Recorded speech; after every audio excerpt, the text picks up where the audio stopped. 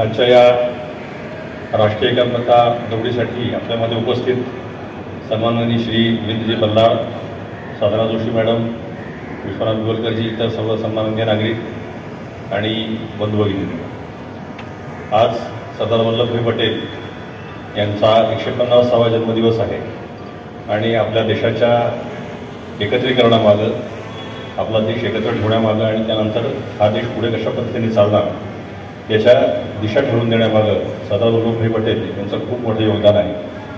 आपला देश अनेक वेगवेगळ्या समस्यांमधून पार पाडून समस्यांच्या निराकरण करून पुढे निघाला प्रगती करतो आहे. जागतिक अर्थव्यवस्थेमध्ये देखील आपण लवकरच अजून चांगल्या पद्धतीने ते करणार आहोत.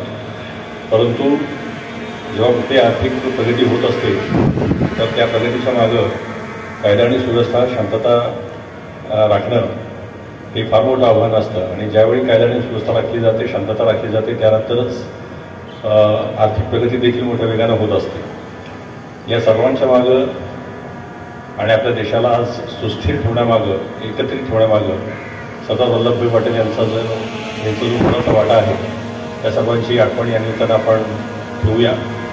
या इथं आपण राष्ट्रीय एकतेची शपथ देखील घेतली आणि त्यामध्ये आपली राष्ट्रीय एकात्मता टिकवण्यासाठी आपल्या सर्वांना योगदान देणं आवश्यक आहे याची देखील आपण शपथ घेतलेली आहे. सरदार वल्लभभाई पटेल यांचे विचार हे कायम आपल्या सर्वांसाठी नक्कीच मार्गदर्शक राहतील आणि त्यामुळे आपण सर्वजण एक देश म्हणून देखील एक अगदी चांगली प्रगती करू असा विश्वास या निमित्तानं मी व्यक्त करतो आणि त्यांच्या दाखवलेल्या मार्गावर आपण सर्वांनी चालत राहूया अशी अपेक्षा व्यक्त करतो आणि थांबतो. धन्यवाद. जय हिंद, जय महाराष्ट्र.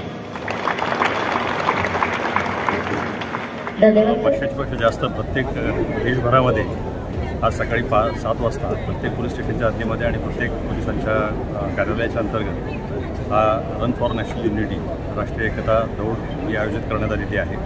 ठाणे आयुक्तालयामध्ये देखील प्रत्येक पोलीस स्टेशनच्या हद्दीमध्ये आणि हम खड्याच्या वतीने इथं हा कार्यक्रम तलावपाळीला आज आपण घेतला होता. मोठ्या संख्येने नागरिक आणि पोलीस अधिकारी आणि कर्मचारी देखील या कार्यक्रमामध्ये सहभागी झाले होते. राष्ट्रीय एकात्मतेचा जो संदेश म्हणजे सरदार वल्लभभाई पटेल यांचं आयुष्य हेच राष्ट्रीय एकात्मतेचा एक मोठा संदेश आहे. याची आठवण करणं आणि आपला देश एकत्र आणण्यामध्ये राहून त्यानंतर देशाची प्रगती करणं, त्यासाठी शांतता आणि सुव्यवस्था राखणं आजच्या कार्यक्रमाचा मोठा उद्देश होता आणि त्या लोकांमध्ये जनजागृती करणं हा सरदार वल्लभभाई पटेलांचं जीवन हा आपला आदर्श असायला हवा.